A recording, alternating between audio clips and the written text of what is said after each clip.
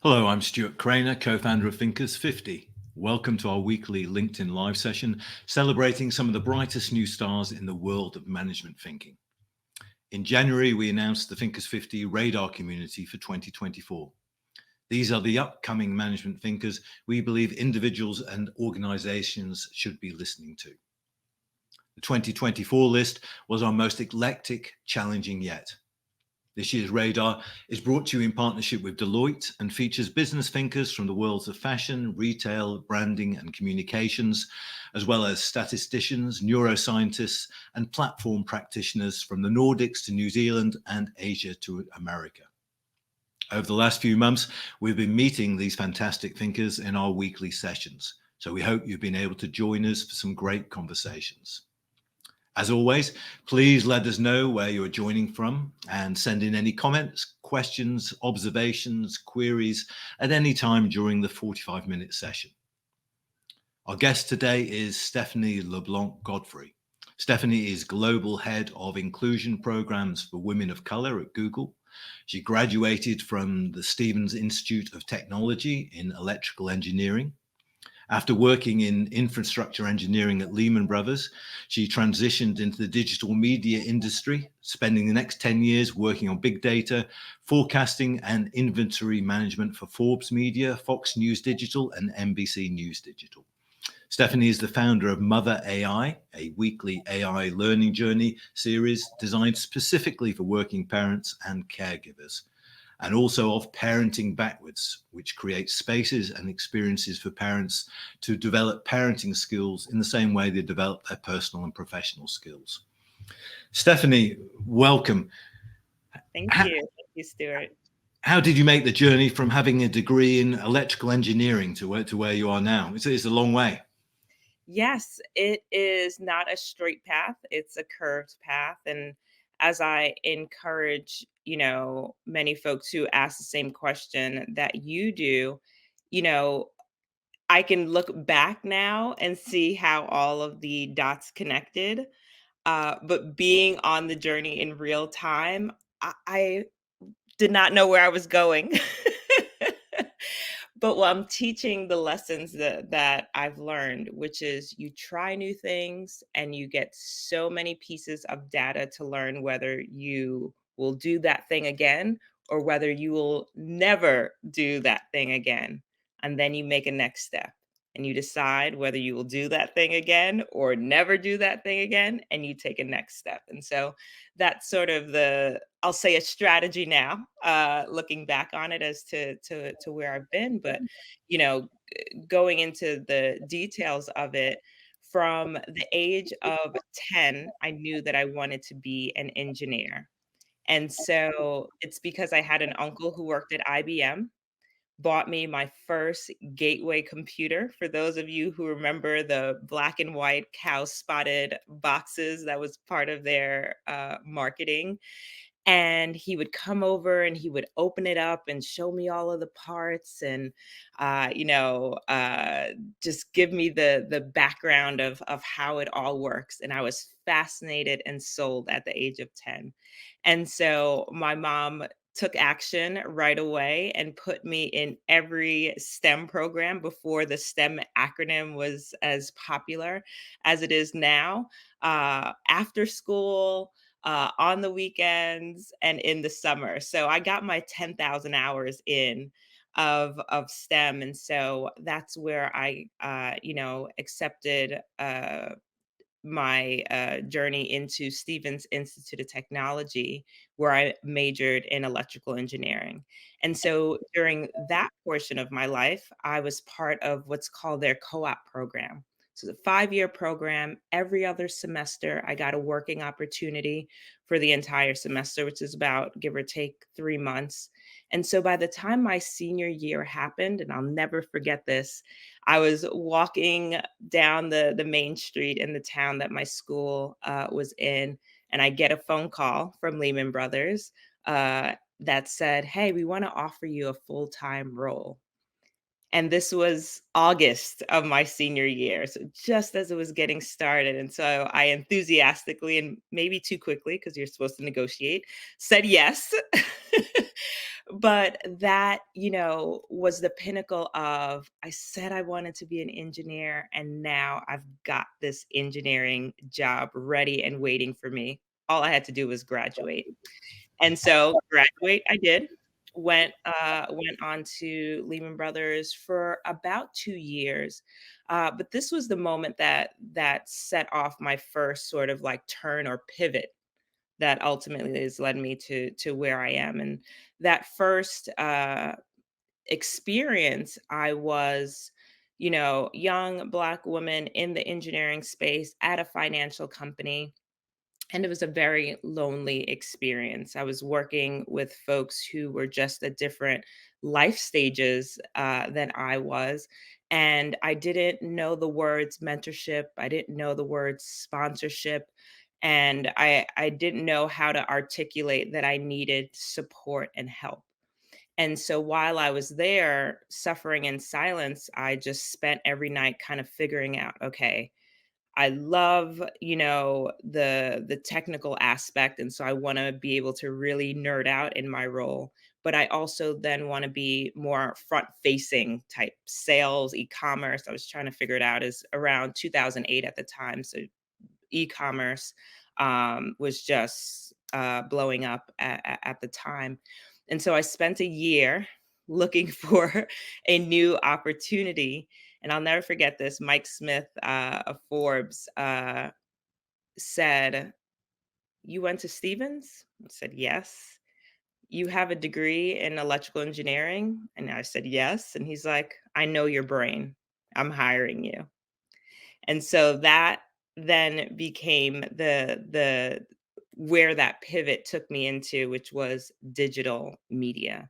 Now, leaving Lehman was really tough for me because I was in that engineering space that was it felt like that is literally what it meant to be an engineer as a little kid. My little kid dream kind of realized.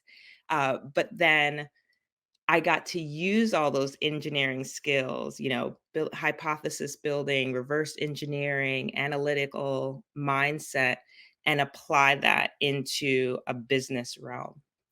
And so I started off at Forbes. I moved to Fox News Digital and supported their news portfolio. And then NBC Universal, where I supported the divestiture of Microsoft from the NBC products. And so went into that world and was climbing the ladder, the corporate ladder, director, multiple reports, all of these things. And then I got a call from a friend who said, Google's hiring. I think this role could be great for you. And I was like, I'm doing this thing, climbing the corporate ladder over here. I don't think I want to leave. And everyone around me said, when Google calls, you pick up the phone. And so I said, okay. And so I went through that intensive but fun hiring process, got the role there at Google, and I've been there now for 10 years. 10 years. So you must be due another pivot. So I did have a pivot at Google, but we'll get to that, I'm sure, through our conversation. so, in what ways now do you put into practice the skills you learned in electrical engineering, that hypothesis and all that kind of scientific thinking? Do you put that into practice now, do you think? Absolutely. I think, going from engineering to the business world proper to inclusion, having that sort of tri-discipline experience has allowed me to use all those skills across those disciplines. When it comes to inclusion and diversity, equity, and inclusion and belonging, when we are working in service of people, of our employees, we still need to use data to inform our strategy, both qualitative and quantitative. And so we need to have a hypothesis of, I think this could solve the problem. What are the metrics that we then need to apply to that to see whether something is successful? And so it's that sort of data collection and integrity rigor that I apply to the work that I do now to to make a hypothesis, test the thing, and be able to iterate quickly as to whether it's working because I've chosen the right KPIs or have at least set up a system that allows me to check in and say, okay, is this right? Okay, it's not. It's harming our community, or it's not just effective overall. Let's shift and try something else within a reasonable time with reasonable metrics that we can be able to determine its success. So it's the metrics that back up the soft stuff. It's that combination of the hard data and the important humanity of an organization. Right, the hard data and the stories, right? When it's particularly in this work, but I think even, when you're selling a product or service, folks want the data, the numbers, and there's a subset of folks who are like, I just want to see the numbers and that's how we make a decision. And then there are folks who are like, I just want to hear the stories and that's going to move me and make me want to take action X, Y, or Z. But to have the combination of both the data and the stories that can refute any roadblocks or pushback or just skepticism around a thing. Bringing that together makes it just a more solid infrastructure for which to build a strategy, program, product, service. So who were your mentors along the way? So there was Mike who could see into your brain. Yes. Who, Hey, Mike. who else were there? So Melanie Parker, she's our Chief Diversity Officer at Google. And not only has she been a mentor, but she's been a sponsor. And, this is an important distinction where a mentor can work with you through a thing, but a sponsor is talking about you when you're not in the room.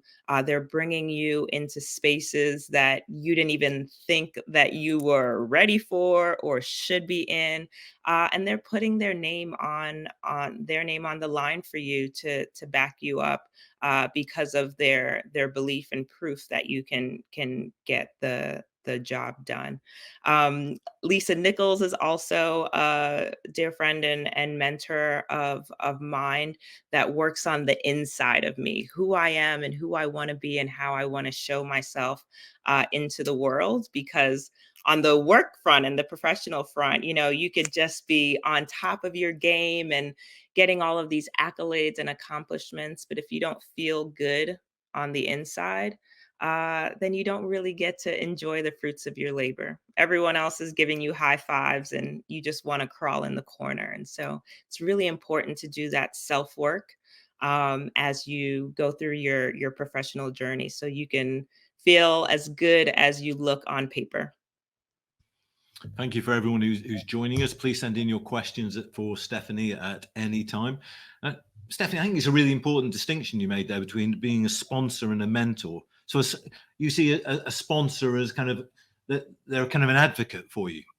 Yes. They're going out into the organization, actively talking you up, whereas a mentor is a more personal relationship, and it's by its nature, it's private. Yeah, the mentor is standing next to you, the sponsor is standing in front of you, opening the door, ushering you in. That's the way that I see it. And we need more sponsors and mentors. Yes. Well, I think the mentorship is the easy part of the equation. And there are, particularly for women, there are many studies where, that say that women are overcoached, over mentored, but under sponsored. And so that sponsorship piece is that connection that goes deeper than like, let me just help you here, but let me pull you along and pull you up. And so it's being able to provide visibility. So the sponsor needs to have the power and to activate that power in service of the goals that you have. And so they have to have the ability to say, hey, I'm bringing you to this conference. I'm nominating you for this thing. I'm bringing you in on this project. And I don't need anyone's approval because I'm the decision maker. And so there's a great opportunity for decision makers to realize that power and look for opportunities to enter into a mutually beneficial relationship with someone who has shown great potential. And the important piece about the mutually beneficial is that it's not a volunteer assignment. The sponsor gets as much out of that bond and connection or relationship as the sponsee or the protege does, because now they have access to a different part of the organization, a different perspective that they can use, some intel that they can get from the individual that they're working with, and the commitment and brain power of someone who is just excited to finally be seen, heard, and valued, and get the opportunity to really showcase their brilliance. And tell me about the Google experience. So Google approached you, and Yeah. So, you were advised to seize the opportunity. But yes. how did that all work? I mean, I think it's Google's one of those organizations. There's very few organizations in the world that almost everyone would like to work for them or be involved with them in some way, and they're very high on that list. So what was the experience like, and how do you get an understanding of how Google works and the culture? Sure. So, oh, I love this story because it was such a whirlwind and fun experience. So, a friend of mine who was already within Google made the referral for me for the role. It was within digital media, and so again, I had all the name brand experience that was directly related to the role. So that was the easy part. I think the way in which I was being interviewed. This was 2014.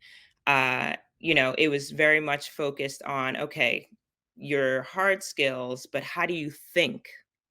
How do you think? And this is what made the interview experience so different. So I had a total of 8 interviews over the course of about 2 months. So that was intensive. I was getting a little nervous of how many, excuses I could give about why I'm so dressed up or needed to take off for lunch. But my last interview, I was in a room with this gentleman, David Goodman, and he had one question for me in the interview, and it was, I'm an advertiser that wants to, work with a publisher. Sorry, I was on the publisher side. I'm a publisher and I want to make $100 million next year. You're Google. Tell me how I'm going to make that money. That was it. That was the instructions. And so I'm like, and he's like, there goes the whiteboard. And so I get up to the whiteboard and I'm like, okay.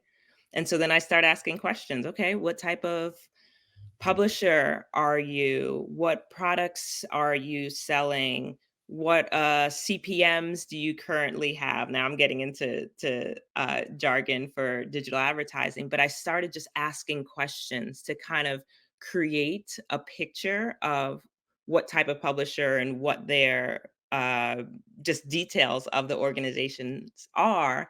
That's so that was part one. Then I said, okay, well, these are the types of products that, you could get into. And then we just started making up numbers. What's your audience size? And he's like 100,000. I'm like, okay, if your audience size is this, then this is, how many eyeballs get on 3 ads per page. And I just started working through it. And so after about like 15, 20 minutes of kind of going back and forth, he was making things up on the spot. I was asking these questions and we got to, they wouldn't make the 100 million in the first year. And he was like, that's it right there. And I'm like, what? I'm like sweating under my armpits, like, what is happening? And he's like, I wanted to see how you think. What are the questions that you're asking? If you have no direction, if you have no information, biggest value that we can get is understanding that you are going to think and ask the obvious questions and the unforeseen questions so that you can make your best educated guess. And I was like, wow. I was like, could we do another one?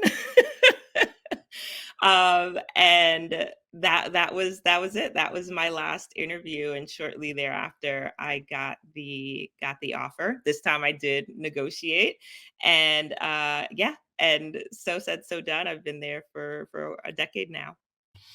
So how do you think? It seems to me how you think goes back to your initial degree in electrical engineering, that kind of scientific approach, interrogating, asking the right questions. So I've learned to use the word curiosity instead of being nosy.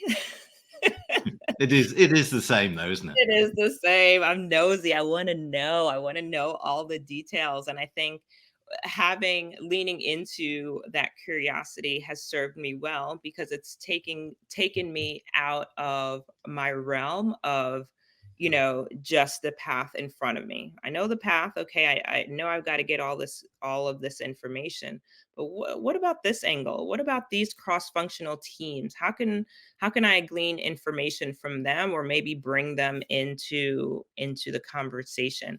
And I think my time, at Google, I spent a lot of time asking folks who were there questions. Because for me, first generation American, first generation college graduate. And so, I came into Google thinking, hey, I made it. I guess I'll just retire here because I mean, this is the top. And in the conversations that I had with so many of my colleagues, is that, yeah, Google's a great place, but it's a stepping stone for who I want to be. So there were so many folks who were getting their MBAs, their PhDs, opening yoga studios, plans to move abroad. I mean, their goals were endless. And Google was just an important and a meaningful step on their journey. And so leaning into the curiosity into their journeys ultimately shaped then how I showed up. I was like, oh, Google isn't the end all be all. It's just a place where I can learn and grow and bring together all this information to inform who I want to be and what that looks like next. And so that then informed the pivot that I did from the publishing space into employee engagement and specifically inclusion. So I spent 4 or 5 years talking to CEOs of all the major publishers. I supported them in Latin America, Canada, and within the US. And so I would sit there with CEOs, CTOs, COOs, and talk to them about the investments that they've made.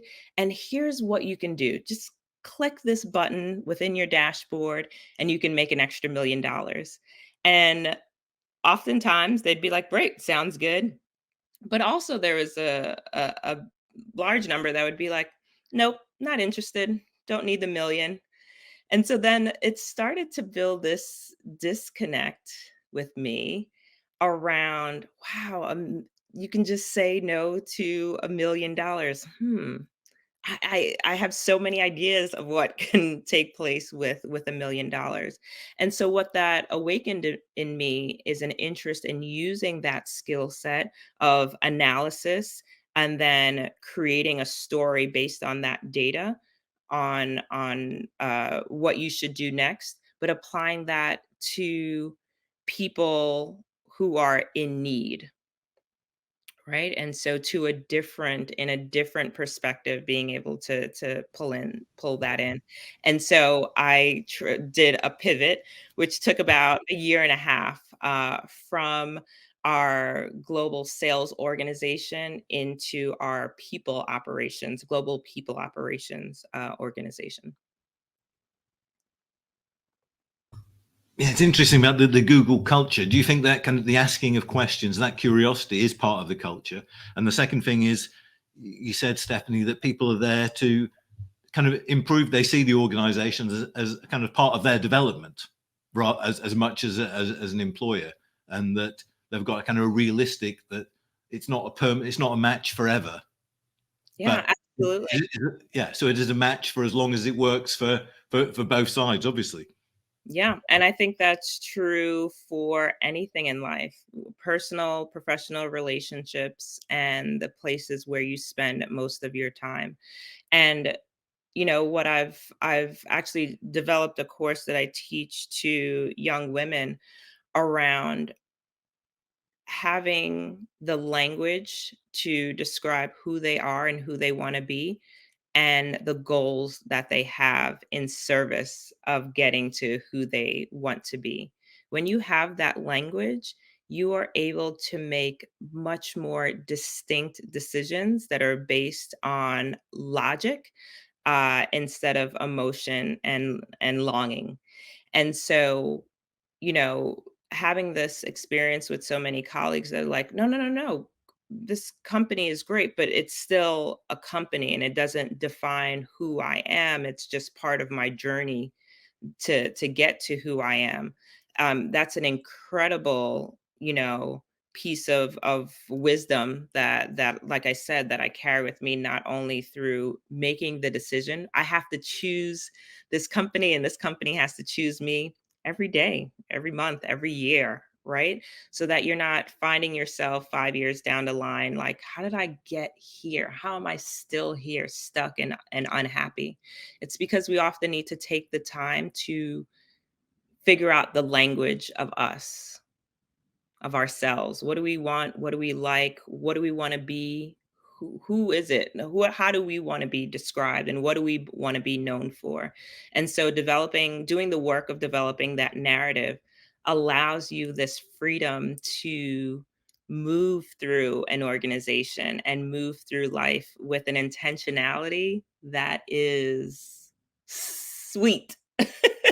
That's the best way that I could describe it. But people spend a long time in unhappy relationships, don't they? Of course. I mean that's the so. I mean, and it's the same in organizations as relationships. Yes, comfortability, right? The Yeah. fear of, the unknown. I was just in a conversation yesterday with Jennifer, McCullum, and she's the CEO of Catalyst, which is an organization that focuses on, research around women in the workplace, but she has this great book called In Her Own Voice, and she talks about the 7 hurdles, to reaching the pinnacle of where you want to be, and it talked about that inner critic, the roadway of the inner critic that really can prevent you and freeze you into a position, a place, a relationship, that doesn't serve you. And so many of us sit in that because there's rather be comfortable than fear of the unknown. But it's through, I think, sponsorship, mentorship, coaching. We could have a whole other session on coaching, having someone that can hold you accountable, that can know the details of, what you're going through and where you want to go, that can hold your hand through any challenge, good or bad, that you're experiencing in your life so that you can make the best of it. I tell people I stay coached up no matter the space that I'm in, and it's something that I've only learned within about the past 4 or 5 years, but like each season of my life I have a coach that can help usher me through that season, so that, in addition to my close, inner circle of, friends and family that I discuss things with, that I have someone that I'm talking about where I'm at and where I'm going each week and can give me advice and perspective to keep me moving forward. Each week. Each week, yeah, Yeah. coaching each week, a weekly coaching session, yeah.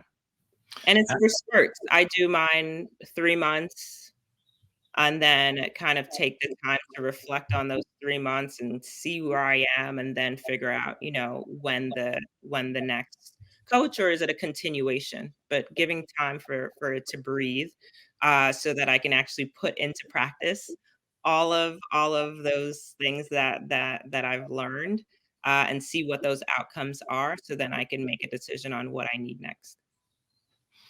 so, so you're global head of inclusion programs for women of color at Google, and where are we now in the discussion about and practice of inclusion?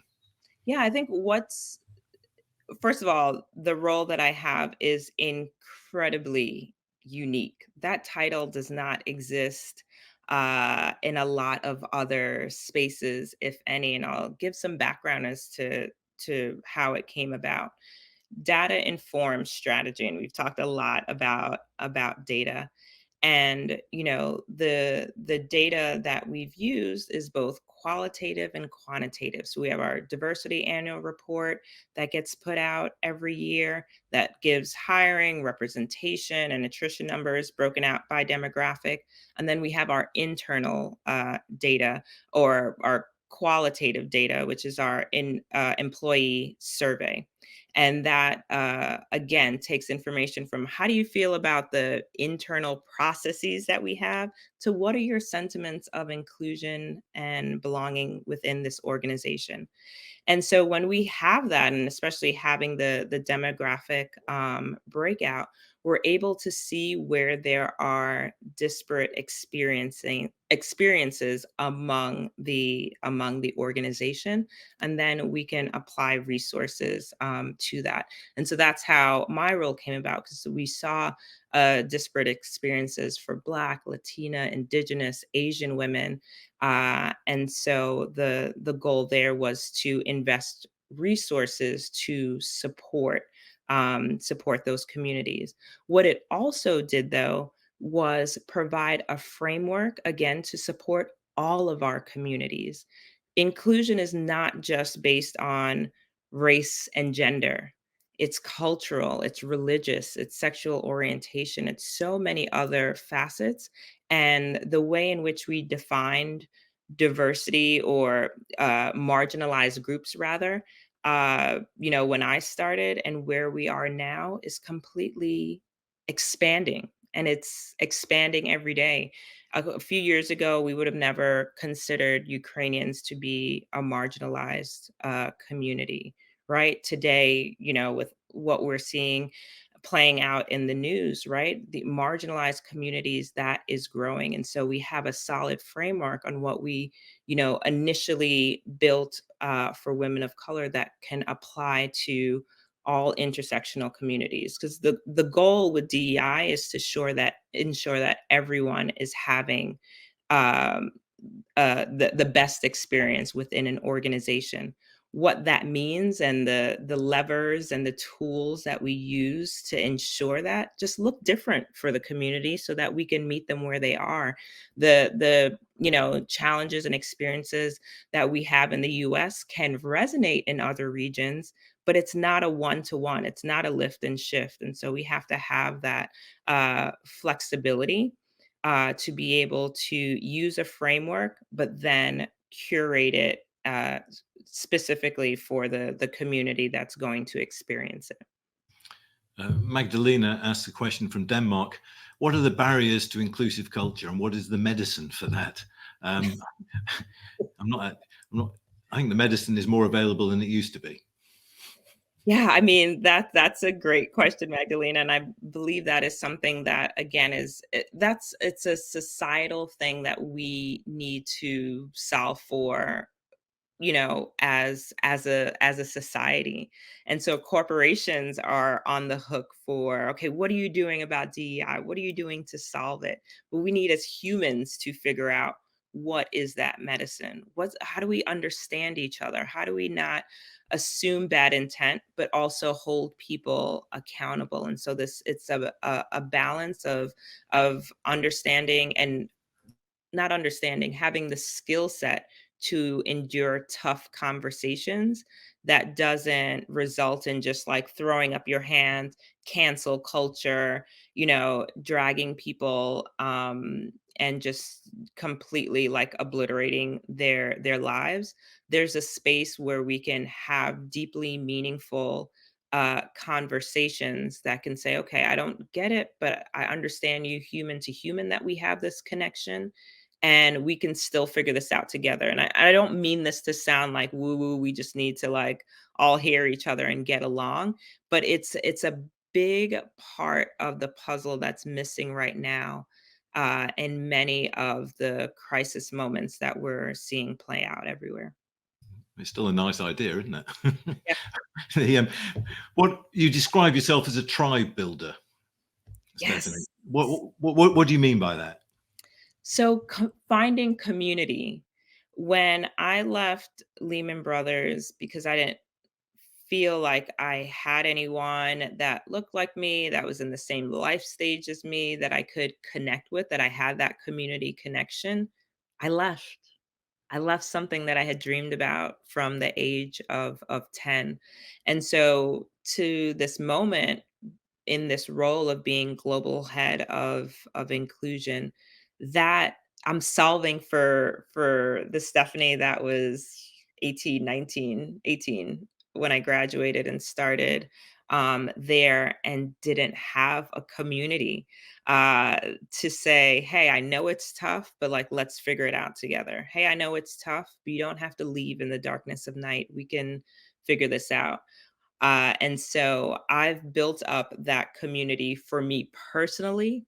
I've had great friends. Shout out to Heidi Smith, who is CTO of my tribe, that really grounds me and supports me in the best of ways through 3 a.m. text that says, "You got this," or "I haven't heard from you. What's going on? Let me get down in the rabbit hole with you." And build that space of understanding where you can vent and then you can strategize what your next move is. And again, it's professionally or personally, it's just in life you need that community. And oftentimes, particularly for women of color, or those at the intersection of multiple identities, you're constantly scanning a room for that community. And so it's not always going to exist on your team. It's not always going to exist in your organization. But we do have a I feel, I'll speak in for me, I feel a duty to create those spaces so that even if you're not experiencing it here, you could find it over here.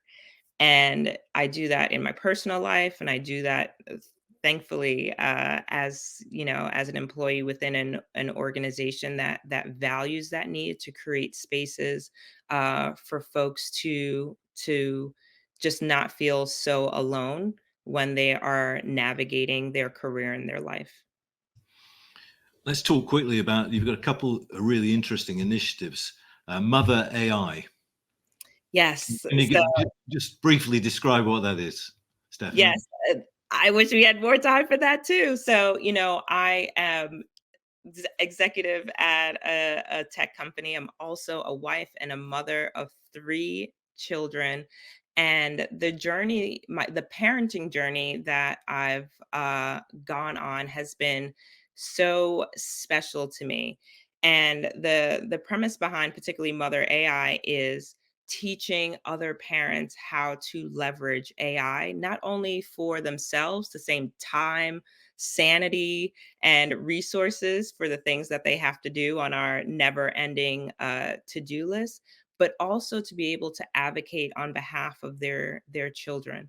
The world that we lived in, discerning the difference between pre-technology and post-technology, is not the world that they experience today and will experience when they're in college or they're going out and looking for jobs or they're raising their families. And so all of these things are being built right now, and the diversity of voice is not there. The voice of parents and moms who are doing this thing day in, day out for decades is not in the room that is making the decisions and building the products and services that will impact our children there. And I am filling in the gap of bringing parents along this journey so they can have a voice in what's happening. No one's talking to us. We are being wholly ignored as parents, and I am dedicated to making a change so that our voice is in the space for what gets built through AI for our kids' generation and those thereafter. And you're also involved with parenting backwards. Yes. So again, the parenting journey has been critical to me. And so I started off with parenting backwards. And the philosophy behind that is parents having the same spaces, because I'm a space builder, a tribe builder, but also the same resources to build out their parenting skills as they do their professional and personal skills. We talked about coaches and mentors and sponsors, and there's all sorts of, trainings and summits and conferences and opportunities to build who we want to be on the inside, who we want to be within our career and in our lives. But the side of like the parenting, why do you react the way that you do? Why do you parent the way that you parent? How do you want to live the life that you envision for you and your children? Where's the intentional and creative spaces for us to think through that?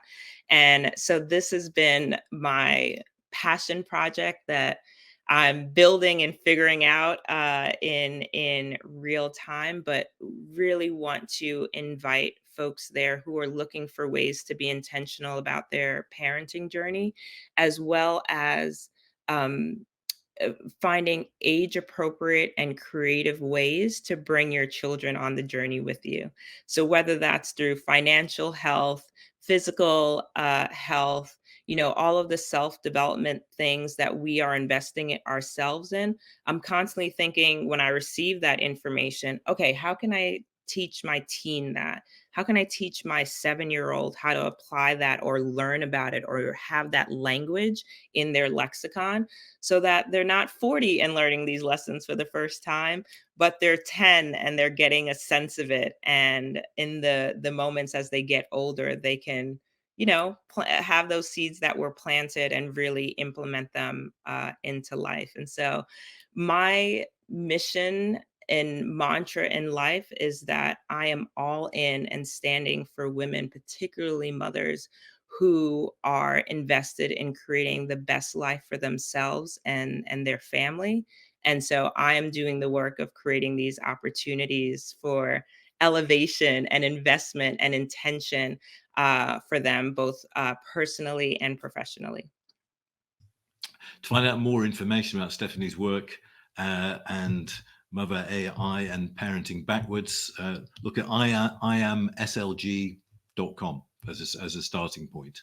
And it's motherai.com as well. itsmotherai.com. Thank you so much, Stuart. This was a great conversation. Stephanie, we're out of time. I think we could have talked all day. Brilliant stories. And a brilliant example of, and I think the stuff about sponsorship and mentoring is really interesting. The difference between them, and the importance of coaching, and the relationship between individuals and corporations is really interesting as well. It's something you've brought out, Stephanie. Thank you very much. Really appreciate your work and insights. Next week, we're joined by Martin Gonzalez, and Des will be talking to him. So thank you, everyone who's joined us today. And thank you, Stephanie. Bye, everyone.